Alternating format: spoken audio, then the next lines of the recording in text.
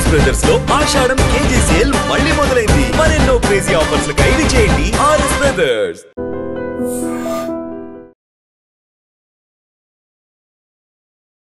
నమస్తే, welcome to iDream inside politics with Kavitha.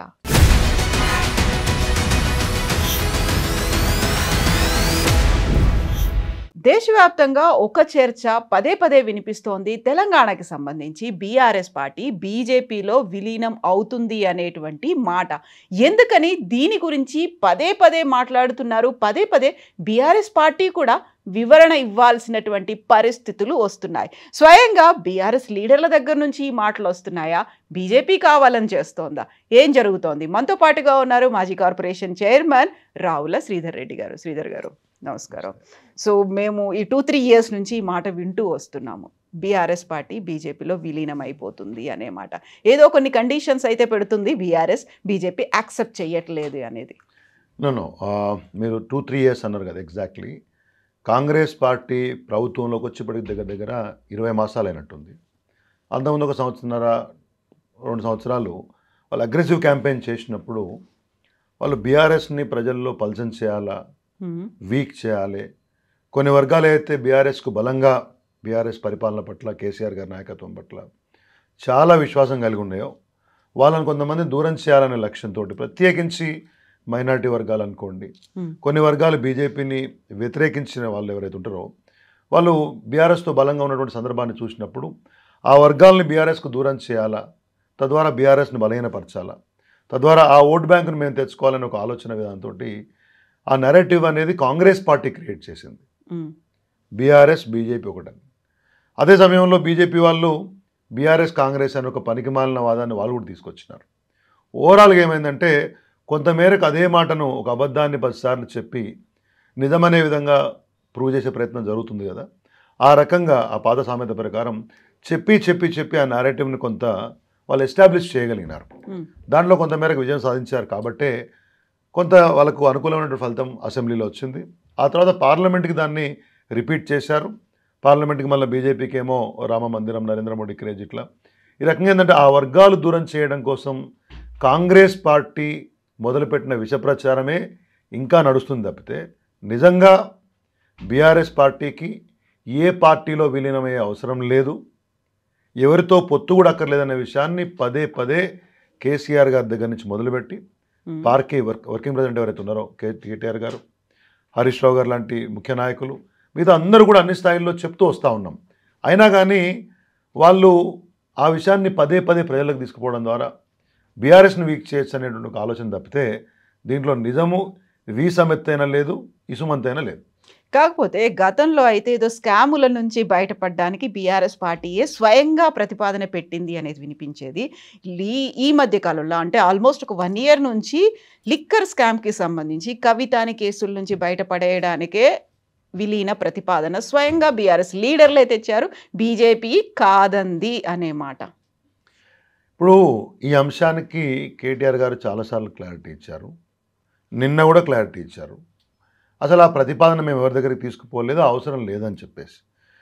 Liquor case ఉంది కాబట్టి, కవిత గారు కొన్ని రోజులు జైల్లో ఉన్నారు కాబట్టి ఆ సందర్భంగా ఇటువంటి ప్రతిపాదన తీసుకొచ్చారు అని చెప్పి ఒక ఊహజంతమైనటువంటి విషయాన్ని బయట ప్రస్తావించి పదే పదే చెప్పి అది నిజమనే ఒక వాదన క్రియేట్ చేయడం. దాని ద్వారా ఏంటి, పార్టీనే బీజేపీలో కల్పిద్దాం అనుకున్నారు వీళ్ళు పార్టీని నడిపియరు, లేకపోతే పార్టీని బలంగా చేయరు అనే వాదన క్రియేట్ చేస్తే నాయకత్వం, పార్టీ రెండు ప్రజల్లో వీక్ అయితే అనే ఒక ఆలోచన విధానం, ఒక దుర్మార్గపు ఆలోచన విధానం తప్పితే ఈ ప్రచారం చేసే వాళ్ళ దగ్గర ప్రధాన ప్రతిపక్షంగా 39 సీట్లు గెలుచుకున్నారు బీఆర్ఎస్ పార్టీ. కాంగ్రెస్కు బీఆర్ఎస్కి అసెంబ్లీ ఎన్నికల్లో ఉన్నటువంటి ఓట్ల తేడా ఓవరాల్గా చూస్తే 1.6 1.7%. పార్లమెంట్లో 2 జాతీయ పార్టీల నేరేటివ్లో నష్టపోయాను తప్పితే ఇవాళ మళ్ళీ స్థానిక ఎన్నికల్లో ఒక బలంగా ఉన్నటువంటి ఫోర్స్గా బీఆర్ఎస్ పార్టీ ఉంది. బలంగా ప్రధాన ప్రతిపక్ష పాత్ర తెలంగాణలో పోషిస్తుంది. ఎందుకు విలీనం చేయాలని అనుకుంటారు ఎవరైనా కానీ ఇంత బలమైనటువంటి ఫోర్స్ని? రాష్ట్ర వ్యాప్తంగా అన్ని నియోజకవర్గాల్లో బలమైన నాయకత్వం ఉంది, స్థానిక సంస్థల్లో కూడా గెలవగలిగినటువంటి బలమైన సామర్థ్యం ఉంది, రాష్ట్ర స్థాయిలో అన్ని అంశాలను మాట్లాడగలిగి పోరాటం చేపట్టగలిగి కాంగ్రెస్ని ప్రభుత్వాన్ని నిలదీయగలిగే శక్తి ఉన్నటువంటి ఒక బ్రహ్మాండమైన నాయకత్వాన్ని పెట్టుకొని కేసీఆర్ గారి రూపంలో ఎందుకు పార్టీ విలీనం కావాలనుకుంటుంది? ఇది ఉద్దేశపూర్వక ప్రచారం అని మీకు అనిపించట్లేదా? కాబట్టి అంటున్నారు కాబట్టి మీరు అన్నారు ఇప్పుడు క్లారిటీ ఇవ్వాల్సిన పరిస్థితులు వచ్చినాయి కాబట్టి చాలా స్పష్టంగా చెప్తా ఉన్నాం. ఇది ఉద్దేశపూర్వకమైనటువంటి నెరేటివ్, ఉద్దేశపూర్వకమైన ప్రచారం కాంగ్రెస్ పార్టీ క్రియేట్ చేసింది. దాన్ని కొంతమంది బీజేపీ నాయకులు కూడా అవసరార్థం వాడుకుంటున్నారు. నిన్న సీఎం రమేష్ లాంటి వాళ్ళు మాట్లాడారు. వీటికి ఎక్కడ ఆధారము లేదు, దీనికి ఎక్కడ కూడా ఒక సాక్ష్యము లేదు, దీనికి ఎక్కడ కూడా ఒక ఏమంటారు ఉన్న విషయం లేనే లేదు, నిజం లేదు దీంట్లో. ఇది ఓన్లీ ఊహాగానం. ఉద్దేశపూర్వకం ఊహాగానాలు అన్నప్పుడు కూడా స్వయంగా కేటీఆర్ ఢిల్లీలో వెళ్ళి కలిశారు. దానికి సంబంధించినటువంటి సీసీటీవీ ఫుటేజ్లు అనేవి ఉన్నాయి. వచ్చి కలవడం అనేది, వెళ్ళడం అనేది, దాని గురించి సంబంధించి ఇప్పుడు నేను ఇక్కడికి వచ్చానండి. కింద నుంచి మొదలుపెట్టి చౌరస్తా నుంచి మొదలుపెట్టి సీసీటీవీ ఫుటేజ్లు ఉన్నాయి. నేను మీ దగ్గరికి ఇంటర్వ్యూకి వచ్చాను. మీ ప్రొడక్షన్ మేనేజర్ ఇంకోలో వేరే విషయం చెప్పారనుకోండి, రేపు పోయి శ్రీధర్ రెడ్డి మా ఆఫీస్కి పలానా విషయానికి వచ్చాడని చెప్పి ఏం చెప్పాలి నేను అప్పుడు? అది కూడా కరెక్ట్గా కవిత అరెస్ట్ అయి ఉన్న సందర్భంలోనే కేటీఆర్ వెళ్ళి చాలా మంది దగ్గరికి పోయి ఉండొచ్చు. ఢిల్లీకి పోతే పరిచయం ఉన్న వాళ్ళ దగ్గరికి చాలా మందికి పోతారు కేటీఆర్ గారు, తప్పేముంది? ఇప్పుడు నేను పోయినాను అనుకోండి, ఇప్పుడు వరంగల్ పోయినాను, లేకపోతే హైదరాబాద్ మన ఇంకో ఢిల్లీ పోయినాను, బెంగళూరు పోయినాను, చెన్నై పోయాను, మొన్న చాలా మందిని కలిసాను ఫ్రెండ్స్ని అందరినీ. వేరే రాజకీయ పార్టీ వాళ్ళు కూడా ఉన్నారు, తెలిసిన కొంతమంది బ్యూరోక్రాట్స్ ఉన్నారు, స్పోర్ట్స్ మెన్ ఉన్నారు. అంటే ప్రతిదీ కూడా ఏదో ఒక ఎజెండా పెట్టుకొని పోతామా? వై షుడ్ వి అన్నెసెసరీలీ లేని విషయాలని ప్రజల్లో ఒక పార్టీ నాయకత్వం పల్చనే విధంగా ఉద్దేశపూర్వకంగా ప్రచారం చేయడం అనేది ఎవరు ప్రచారం చేసినా వాళ్ళ యొక్క పదవికి స్థాయికి తగ్గ అంశం కాదనేది నా ఉద్దేశం. అట్లా రాజకీయాల్లో వ్యక్తిగతంగా ఉన్న పరిచయాలని అనవసరంగా బయటపెట్టి మాట్లాడి అవతల వాళ్ళని ఉద్దేశపూర్వకంగా నిందలు పాలు చేసే ప్రయత్నం అనేది హుందాతనంతో కూడిన రాజకీయం అనిపించుకునేది నా ఉద్దేశం. వేరే ఏ పార్టీలకి రానటువంటి ఈ విషయం, ఇంత చర్చ పదే పదే బీఆర్ఎస్ చుట్టూయే రావడం, అది కూడా ఇక్కడ తెలంగాణలో కాదు ఢిల్లీ వేదికగానే జరగడం అనేది ఎందుకని? సాక్షాత్తు బీజేపీ రాజ్యసభ మాజీ ఎంపీ అనుకుంటాను, ఇప్పుడు అధికార ప్రతినిధి కూడా ఉన్నారు, జీవన్ లక్ష్మణరావు గారు ఏం చెప్పారు? వైఎస్ చౌదరి ఇప్పుడు టీడీపీలో ఎమ్మెల్యే ఉన్నారు, సుజనా చౌదరి అంటారు, వారిని సీఎం రమేష్ గారిని వీళ్ళని ఆంధ్ర విజయ మల్యాలు అనాలా?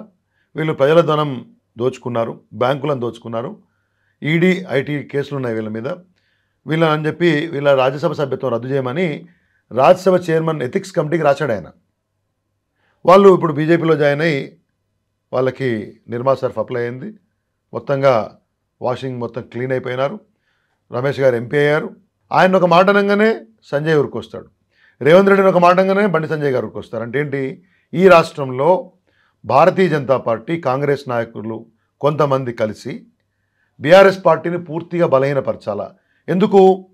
అతి తక్కువ కాలంలో కాంగ్రెస్ పార్టీ మీద వ్యతిరేకత వచ్చింది ప్రజల్లో, పరిపాలన సరిగ్గా చేయలేకపోతున్నారు, చెప్పిన అంశాలను అమలు చేయలేకపోతున్నారు. బీజేపీ అయితే ఉనికి ప్రమాదం ఉన్నటువంటి పరిస్థితులు వచ్చినాయి. ఒక 8 ఎంపీ సీట్లు వచ్చిన తర్వాత కూడా రాష్ట్రంలో ఉన్నదా లేదా, ప్రతిపక్షంగా పనిచేస్తున్నారా, కాంగ్రెస్ పార్టీకి బీ టీమ్గా పనిచేస్తున్నారా అన్నంతగా పరిస్థితులు ఉన్న సందర్భంలో బీఆర్ఎస్ బలంగా కాంగ్రెస్ పార్టీ ప్రభుత్వం మీద పోరాడుతుంది కాబట్టి, ఢిల్లీ స్థాయిలో కేంద్ర ప్రభుత్వం మీద ప్రశ్నలు వేస్తుంది కాబట్టి, గోదావరి బనకచర్ల లాంటి అంశాల్లో మమ్మల్ని వీక్ చేయడమే, బీఆర్ఎస్ నాయకత్వాన్ని వీక్ చేయడమే పనిగా ఈ రెండు పార్టీలు ఒక కార్యాచరణ పెట్టుకున్నారు. దాంట్లో భాగంగా ఈ ప్రచారం అంతా, ఈ నిందలు, వాదనలు, ప్రతివాదనలు, దూషణభూషణలు నడుస్తున్నాయి. వీక్ చేయడమే ఏకైక ఎజెండా అనుకున్నప్పుడు ఓడిపోయిన పార్టీ కదా, ఓడిపోయిన పార్టీని మా పార్టీలో ఎందుకు కలుపుకోవాలి అని బీజేపీ కేంద్ర నాయకత్వమే అంది అనే మాట. అంటే ఎలక్షన్స్ జరిగిన వెంటనే ఈ ప్రతిపాదనని కేటీఆర్ తీసుకెళ్లారు అనే మాట. ఇప్పుడు బీఆర్ఎస్ తెలంగాణ రాష్ట్రంలో బలంగా ఉందా లేదా? తెలంగాణలో బీజేపీ బలంగా ఉందా, బీఆర్ఎస్ బలంగా ఉందా? చిన్న పిల్లోనంటే చెప్తారు. పోనీ అసెంబ్లీ సంఖ్య లెక్కేసుకుంటే కూడా 39 సీట్లు మాకు వచ్చినాయి, 10 మంది పోయినారు, వాళ్ళు పోయినారు. 39 సీట్లు మాకు వస్తే 8 సీట్లు వాళ్ళకు వచ్చినాయి. ఎవరైతే వాళ్ళు ఎంపీలుగా గెలిచి కేంద్రంలో మంత్రి ఉన్న కిషన్ రెడ్డి గారి కాన్స్టిట్యూన్సీలో ఒక్క సీటు బీజేపీ గెలవలే. బండి సంజయ్ ఖుద్ ఓడిపోయినాడు, అరవింద్ ఓడిపోయినాడు, రఘునందన్ రావు ఓడిపోయినాడు. వీళ్ళందరూ వాళ్ళ అసెంబ్లీ సెగ్మెంట్లలో ఓడిపోయిన వాళ్ళే కదా. బీజేపీ నాయకులు ఎవరైతే ఎంపీలు ఉన్నారో ఎమ్మెల్యేలుగా పోటీ చేసి బీఆర్ఎస్ వాళ్ళ మీద ఓడిపోయి మేము బలంగా ఉన్నాము, బీఆర్ఎస్ బలహీనంగా ఉందని మాట్లాడితే ఇదేమన్నా కనీస ఇంగిత జ్ఞానం ఉన్న తెలివి ఉన్న వాదనేనా? చిన్న పిల్లలనే చెప్తారు. రేపు స్థానిక సంస్థలు వస్తాయి, 20% అయినా ఎవరైతే ఎంపీలు ఉన్నారో ఎమ్మెల్యేలు ఉన్నారో మీ అసెంబ్లీ పార్లమెంట్ సెగ్మెంట్లలో 20% సర్పంచులు ఎంపీటీసీలు జడ్పీటీసీలు గెలవగలుగుతారా? ఒక్క జడ్పీ స్థానమైనా కానీ తెలంగాణ రాష్ట్రంలో బీజేపీ గెలుస్తుందా? 2 కేంద్ర మంత్రులు ఉన్నారు కదా, ఒక్క జడ్పీ స్థానం గెలవగలుగుతాం, పలానా జడ్పీ స్థానం గెలుస్తామని ఛాలెంజ్ చేయమని చెప్పండి. వాళ్ళు బీఆర్ఎస్ పార్టీ బలహీనం ఉందంటారు, మేము చేర్చుకోదలుచుకోలేని మాట్లాడతారు.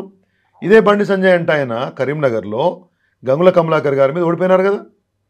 పార్లమెంటు నరేంద్ర మోడీ దయ, ఆయన క్రేజు, రామమందిర నిర్మాణంలో వచ్చినటువంటి ఒక అనుకూలత తప్పితే వీళ్ళ గొప్పతనం ఏమీ లేదు. నేను ఛాలెంజ్ చేస్తున్నా ఇవాళ కూడా, బీజేపీ కార్యకర్తల రక్తం, స్వేదం, మాంసం, వాళ్ళ శ్రమ, వాళ్ళ యొక్క శ్రమ తట్టి కొంతమంది నాయకులు అక్కడ నాయకులయ్యారు, పదవులు తెచ్చుకున్నారు తప్పితే మీరు వాళ్ళ నాయకుడు ఒక అరవింద్ ఎంపీ గారు చెప్పారు, మంచి మాట చెప్పాడు, మనల్ని గెలిపించిండ్రు కార్యకర్తలు నాయకులను చేసిండ్రు, మనం వాళ్ళ నాయకులను చేద్దాం రండి అని చెప్పి బీజేపీ నాయకులకు పిలిపించిండు. నేను ఛాలెంజ్ చేస్తున్నా, రామచంద్రరావు గారు, కిషన్ రెడ్డి గారు, మురళీధర్ రావు గారు, బండి సంజయ్ గారు, మిగతా ఎమ్మెల్యేలు, ఎంపీలు ఒక్కొక్క జిల్లా తీసుకొని 20% ఎంపీటీసీలు జడ్పీటీసీలు గెలిపించి మీరు పోయిన జడ్పీ గెలిపించగలుగుతారా? చేతనవునా? మీరెట్లా బీఆర్ఎస్ పార్టీ బలహీనంగా ఉందంటారు? ఇది బుద్ధి తక్కువ వాదన కాదా అని అడుగుతున్నా. ఇప్పుడు బీఆర్ఎస్ పార్టీ ఓడిపోయింది, ప్రభుత్వంలో లేదు, ప్రతిపక్షంగా ఉంది, మీరు 39 వచ్చాయని చెప్పినప్పుడు ఓటమి గెలుపులు సహజమండి. కాకపోతే 2 సార్లు ప్రభుత్వం ఉన్న విషయం చెప్తలేరే? అదే అంటున్నా నేను, 2 సార్లు ప్రభుత్వం 39 సీట్లతోటి కదా మేము కదా ఓడిపోయింది. మరి కనీనంగా ఓడిపోయినారా? ఇదే వాదన చెప్పే ఇంకెప్పటికైనా బీఆర్ఎస్ నిర్వీర్యం అయిపోతుంది, ఇంకో పార్టీలో కలవాల్సిందే అని చెప్తేనే 10 మంది ఎమ్మెల్యేలు వెళ్ళి కాంగ్రెస్ లో కలిచారు కదా. ఆ టైంలో అది వర్కౌట్ అయింది కదా. కలిసే వాళ్ళు కలుస్తారండి, వాళ్ళ యొక్క వ్యక్తిగత లాభం, వ్యక్తిగత లక్ష్యాలు వాళ్ళు చేసి ఉంటారు. మిగతా 29 మంది ఉన్న ముచ్చట చెప్తలేరు ఎందుకు? గ్రామ స్థాయిలో బలంగా ఎవరున్నారు ఇవాళ? నేను అదే అడుగుతున్నా కదా. బట్ ఇలా మీరు చెప్తున్నట్టుగా కంటిన్యూస్ గా జరుగుతున్నటువంటి ఒక ప్రొపగాండానో, ఒక ప్రచారమో, దీనివల్ల మిగతా ఉన్నటువంటి ఎమ్మెల్యేలో లేకుంటే వాళ్ళకి సంబంధించి ఒక మోరల్స్ దెబ్బతింటున్నాయని అనిపించట్లేదు? అంత వీక్ ఎవరుంటారండి వీళ్ళ ప్రచారాలకు? ఫస్ట్ 10 మంది వెళ్ళిపోయారు కదా ఇలాంటి. అవునండి, వాళ్ళ వ్యక్తిగత లక్ష్యాల కోసం పోయి ఉంటారు, ఏదో వ్యక్తిగత ప్రలోభాలు పెట్టుంటే పోయి ఉంటారు. పోయిన వాళ్ళ గురించి ఎందుకు మాట్లాడాలి? ఉన్నోళ్ళ గురించి మాట్లాడుకోవాలి కదా. వాళ్ళు పోతే ఆ నియోజకవర్గాల్లో మాకు నాయకత్వం లేదా? ప్రతిపక్ష స్థానం నుంచి వాళ్ళు పోరాడాల్సి ఉండే, అదే నియోజకవర్గంలో ప్రతిపక్ష స్థానం నుండి ఇంకో నాయకుడు పోరాడుతాడు బీఆర్ఎస్ నుంచి. ఒక ఎమ్మెల్యే పోతే ఏమైంది అక్కడ? ఇప్పుడు వీళ్ళకి ఏం డౌట్స్ రావట్లేదా? ఇప్పుడు ఉన్నటువంటి ఎమ్మెల్యేలు కావచ్చు, ఉన్నటువంటి లీడర్లకి, కార్యకర్తలకి అనుమానాలు అయితే రావట్లేదా? ఎందుకని బీఆర్ఎస్ పార్టీ మీదే వస్తున్నాయి? ఎవరు బలంగా ఉంటే పండ్ల చెట్టుకు రాళ్ళు పడతాయండి, నడుస్తుండడానికి రాయి తాకుతుంది, ఇట్లా వండుకుంటానికి ఏమవుతుందండి? మేము పోరాడుతున్నాం కాబట్టి, మా నాయకత్వం ఈ కాంగ్రెస్ ప్రభుత్వం మీద పోరాడుతుంది కాబట్టి, వాళ్ళ వైఫల్యాల మీద పోరాడుతుంది కాబట్టి, వాళ్ళ ప్రైవేట్ డీల్స్ గురించి మాట్లాడుతుంది కాబట్టి, వాళ్ళని రోజు ఎక్స్పోజ్ చేస్తున్నాం కాబట్టి, ప్రజల్లో పలచన చేస్తున్నాం కాబట్టి, ప్రజల తరఫున పోరాడుతున్నాం కాబట్టి మా మీద రాళ్ళేస్తారు. ఇప్పుడు బీజేపీలో ఒక్కరు మాట్లాడరు. రాష్ట్రంలో దగ్గర 100 మంది విద్యార్థులు ఇలా గురుకుల పాఠశాలలో చనిపోయారనే ఒక వార్తలు ఉన్నాయి. నిన్న కూడా నాగర్ కర్నూలులో ఫుడ్ పాయిజన్ అయ్యి 50 మంది విద్యార్థులు హాస్పిటల్ పాలైనరు. 7 కేంద్ర మంత్రి కిషన్ రెడ్డి ఎందుకు పోడు నాగర్ కర్నూలుకు? సికింద్రాబాద్కి మంత్రివా? తెలంగాణ రాష్ట్రంలో నీకు బాధ్యత లేదా? హోంశాఖ సహాయ మంత్రి అంటే దేశ అంతర్గత వ్యవహారాలకు సహాయ శాఖ మంత్రి, ఎందుకు నాగర్ కర్నూలు పోవు? ఆడ ఫుడ్ పాయిజన్ అయిన హాస్పిటల్ పడ్డోళ్ళు పేద బడుగు బలైన వర్గాల పిల్లలే కదా. ఎందుకు డీకేఆర్న గారికి వాళ్ళు కనపడరు? ఎందుకు రామచంద్రరావు కనపడరు అక్కడ? అంటే ప్రజల గురించి పోరాడే శక్తి వాళ్ళ దగ్గర లేదండి. నేను చాలా ఛాలెంజ్ చేసి చెప్తున్నా. మేము పోరాడుతున్నాం కాబట్టి, గురుకుల బాట పెట్టినాం, పోరాడినాం. 2500 రూపాయలు ఇవ్వలేదు, పోరాడుతున్నాం. తులం బంగారం కళ్యాణ లక్ష్మి ఇవ్వలేదు, పోరాడుతున్నాం. జాబ్ క్యాలెండర్ ఇవ్వలేదు, పోరాడుతున్నాం. యూరియా సరిగ్గా రైతులకు ఇస్తలేరు, వెనకట్లాగా మళ్ళీ చెప్పులు పెట్టి లైన్లు పెట్టి 4ంటికి వచ్చే సందర్భాలు వచ్చినాయి, పోరాడుతున్నాం. కరెంట్ టైంకి వస్తలేదు, పోరాడుతున్నాం. లాండ్ ఆర్డర్ దెబ్బతింది, పోరాడుతున్నాం. పోరాటోని మీద అవతలోడు నిర్బంధం వేస్తాడు, ఇంట్లో పండుకున్న మీద నిర్బంధం చేస్తారండి. సల్లంగా 8 మంది ఎంపీలు, 8 మంది ఎమ్మెల్యేలు, 7 ఎవరికి తెలియదు. ఒక్కటి ఇవాళ పేపర్ తెప్పిద్దాం, పోయిన వారం రోజుల పేపర్ తెప్పిద్దాం మనం ఇక్కడికి. న్యూస్ పేపర్లు వస్తాయి కదండి, 3-4 పేపర్లు తెప్పియండి. బీఆర్ఎస్ పార్టీ ఏం ప్రశ్నిస్తుంది, బీజేపీ ఏం చేస్తుంది రాష్ట్రంలో, చర్చ పెట్టుకుందామా? ఇక ఆయన మమ్మల్ని బలహీనంగా ఉన్నాడని బండి సంజయ్ అంటే ఆయన ఎటు పడితే మాడుతున్నాడు. నువ్వు ఎమ్మెల్యే ఓడిపోయినవరా నాయన? ఎంపీ అనేది బట్ ఇప్పుడు కేంద్ర సహాయ మంత్రిగా ఉన్నారు, హోమ్ మినిస్ట్రీకి సహాయ మంత్రిగా అయితే పార్టీలో ఆయనకు సీనియారిటీ ఉంది కాబట్టి, ఎంపీ గెలిచాడు కాబట్టి పదవి ఇచ్చారు, దాన్నే తప్పుపట్టట్లే. ఆయన పార్టీలో పనిచేసిన సుదీర్ఘంగా పార్టీ నీకు అధికారం ఇచ్చింది, ఇచ్చిన అధికారాన్ని దేనికి వాడుతున్నావు? ఈ రాష్ట్రంలో నీ పార్టీ ప్రతిపక్షం, ఈ పార్టీ ఈ పార్టీ బీజేపీ అనేది తెలంగాణ ప్రతిపక్షం, అధికార పార్టీకి తొత్తుగా మారితే ఎట్లా? మీకు ఒక గొప్ప విషయం చెప్తా. ఒకనాడు నేను బీజేపీలో పనిచేసిన కొన్ని రోజులు కదా, చాలా సుదీర్ఘంగా పనిచేసిన కదా. ఒకనాడు ఈయన పేరేంది, మనోహర్ పరికర్ గారు అని గోవా ముఖ్యమంత్రి ఉండే, అప్పుడు డిఫెన్స్ మినిస్టర్ ఆయన హైదరాబాద్కి వచ్చిండు. వస్తే అప్పుడు రాష్ట్ర కార్యవర్గ సమావేశాలు అవుతుంటే ఆయనను ముఖ్య అతిథిగా వచ్చి సాయంత్రం పూట ఒక క్లోజింగ్ మీటింగ్ ఉంటుంది కదా, క్లోజింగ్ సెరమనీ, మీ ప్రసంగం ఇవ్వండి, ముగింపు ప్రసంగం ఇవ్వమంటే ఆయన డయాస్ ఎక్కి సింపుల్ ఒకటే మాట చెప్పాడు. కొన్ని మాటలు చెప్పి ఆప్కు यहाँ पर सरकार में आना है ना, పైలే విపక్ష బను అని చెప్పిపోయిండు. ఇక్కడ ఈ రాష్ట్రంలో మీరు అధికారం కావాలనుకుంటున్నారు కదా, ముందు ప్రతిపక్షం కాండి అని చెప్పిపోయిండు. అంటే ఆయనకి ఏమర్థమైంది, ఇక్కడ వీళ్ళు పోరాటం చేస్తలేరు, ఉత్త తమాషా చేస్తున్నారు అర్థమైంది. నేను అదే చెప్తున్నా మీకు, ఇక్కడ ముందు మా మీద కాదు మీరు పోరాడింది, మీరు ఇక్కడున్న ప్రతిపక్ష పార్టీగా తెలంగాణ రాష్ట్రంలో ప్రతిపక్షంగా ఉన్న 8 మంది ఎమ్మెల్యేలు, 8 మంది ఎంపీలు కాంగ్రెస్ ప్రభుత్వ వైఫల్యాలని, రేవంత్ రెడ్డి వైఫల్యాలను కదా మీరు ప్రశ్నించాలే. మమ్మల్ని నిడిదే వస్తుంది, మేము ఆల్రెడీ ప్రతిపక్షంలో ఉన్నాం, రేపు పొద్దున అధికారంలోకి పోతాము, మీరు గానే ఉంటారు. మీ పద్ధతి అనేది మీ వ్యక్తిగత అవసరాల కోసము, మీ వ్యక్తిగత లక్ష్యాల కోసము బీజేపీ కార్యకర్తల శ్రమను బూడిదలో పోసిన పన్నీరు చేస్తున్నారు కదా, వాళ్ళు కింద కొట్లాడతారు, మీరు పైన దోస్తాన్ని చేస్తారు కాంగ్రెస్ నాయకులతోటి. జీవితం అంతా మిలాఖత్ రాజకీయమే కదా మీది. విలీన ప్రతిపాదనలు, చర్చలు అనేది ఢిల్లీ వేదికగా జరుగుతున్నాయి కాబట్టి ఫామ్ హౌస్కి మాత్రమే కేసీఆర్ పరిమితం అయ్యారు, బయటికి రావట్లేదు, మాట్లాడట్లేదు అనే వాటికి ఏం చెప్తారు? కేసీఆర్ ఏం మాట్లాడాలి, ఎప్పుడు ఎక్కడికి రావాలి, వారింట్లో వారు ఉన్నారు, వారు ఫామ్ హౌస్ వారింటిని ఎంచుకున్నారు, అది గజ్వేల్ నియోజకవర్గంలో ఉన్నది, వారి నియోజకవర్గంలో వారింట్లో ఫార్మర్ హౌస్ అని చెప్పినాం, ఉన్నాము. కాంగ్రెస్ పార్టీ నాయకులు ఎవరికి కూడా ఫామ్ హౌస్లు లేవా? మేమేమో ఫామ్ హౌస్లలో విల్లాలు ఉంటే వాళ్ళు ఏమైనా రోడ్డు పక్కన టెంట్లు వేసుకొని లేకపోతే టెంపరీ గుడిసెలు వేసుకొని ఉంటున్నారా? ఏం పిచ్చి మాటలండి. కేసీఆర్ గారి గురించి మాట్లాడేంత అర్హత వీళ్ళకి ఎవరికైనా ఒకరికైనా ఉన్నదా? ఆయన సుదీర్ఘ రాజకీయ ప్రయాణము, ఒక ఎమ్మెల్యేగా పనిచేసినారు, ఎంపీగా పనిచేసినారు, కేంద్ర మంత్రిగా పనిచేసినారు, రాష్ట్ర మంత్రిగా పనిచేసినారు, డిప్యూటీ స్పీకర్ పనిచేసినారు, ఉద్యమం నడిపినారు, ముఖ్యమంత్రి అయినరు. మీకు వాళ్ళకి పోలిక ఏందండి? సంజయ్ గింజలు వీళ్ళకి ఏం పోలిక కేసీఆర్ తోటి? నక్కకు నాగలోకి అనుకున్న తేడా ఉంటుంది. కొన్ని పార్టీలు కొన్ని సందర్భాల్లో వాళ్ళ పార్టీల వ్యవస్థలను అనుసరించి పదవులు ఇచ్చినంత మాత్రాన సమాజంలో అందరూ గొప్పోళ్ళు కాదండి. ఏ మంత్రిత్వ పదవి ఉంటుందో దాని గురించి పార్లమెంట్లో చర్చ వస్తే మనకు సమాధానం చెప్పరాదు, వీడికి వచ్చి లాస్ట్గా మాట్లాడతారు ఆయన. ఇవాళ నిన్న మొన్న మమ్మల్ని అడ్డగోలు మాటలు మాడుతుంది కాబట్టి నేను అంటున్నా, అవసరం కూడా లేదు మాకు మాట్లాడేది. మా బీఆర్ఎస్ పార్టీ వైపు నుంచి ఇప్పుడు లక్ష్యం అంతా రేపు పొద్దున స్థానిక సంస్థలలో గెలవాలి. ఎందుకు గెలవాలి? ప్రజలు ఆగమవుతున్నారు, ఈ కాంగ్రెస్ ప్రభుత్వం చెప్పిన హామీలు అమలు చేయట్లేదు, వాటి మీద పోరాడాలి. మేమంతా ఈ దృష్టి పెట్టుకుంటే వీళ్ళేమో అధికార పక్షాన్ని ప్రశ్నించేది పోయి పొద్దులేస్తే మమ్మల్ని తిట్టే కార్యక్రమం పెట్టుకున్నారు. అంటే మీరు ఇంకా ఎక్కువ పోరాటాలు చేయాల్సినటువంటి అవసరం ఉందని చూపిస్తారు. వాళ్ళు మాకు చెప్పేది ఏంది? ఇంట్లో అనుకున్నాడు మాకు చెప్తాడా? మా పని మేము చేస్తున్నాం. ఇప్పుడు నిన్న ఆడ నాగర్ కర్కున్న ఫుడ్ పాయిజన్ అయిందంటే హరీష్ రావు గారు ఆగమేఘాల మీద పోయినారు. దట్ ఈస్ కాల్డ్ లీడర్షిప్ కదా. ప్రజల సమస్య ఎక్కడ అక్కడ మీరు పోవాలి కదా.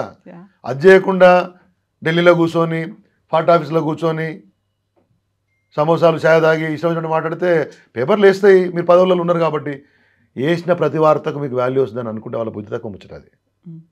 వచ్చిన ప్రతి హెడ్లైను వాళ్ళకి ఏదో పేరు తెస్తుందని వాళ్ళు అనుకుంటే మమ్మల్ని విమర్శించే నాయకులకు ప్రజల్లో పలచన అవుతున్నారనే విషయం మర్చిపోతున్నారండి వాళ్ళు. మీరు ప్రజా సమస్యల మీద కొట్లాడండి. మీకు 2 మంత్రి పదవులు ఇస్తే రాష్ట్రంలో ఎంత పని చేసుకోవాలండి? మీరు రాష్ట్రానికి కావాల్సిన నిధులు తీసుకురావాలి, కొత్త కార్యక్రమాలు తీసుకురావాలి. మీరు కేంద్రంలో అధికార పక్షంగా ఇక్కడ అధికార పక్షాన్ని మీరు ప్రశ్నిస్తే జాతీయ స్థాయిలో బీజేపీ కాంగ్రెస్ కొట్లాడుతాయి. మీరు ఇక్కడ మిత్రులాగా ఉంటే ఎట్లయితుంది? మీరు కొట్లాడతారో ఉత్తగుంటారో లేకపోతే పల్లీలు తింటారో మాకే సంబంధం, కానీ మమ్మల్ని ఎందుకు, మా మీద ఎందుకు రోజు పొద్దున్న లేస్తే పంచాయతీ? Thank you so much Sridhar Reddy గారు. థ్యాంక్ యూ అండి. Thank you.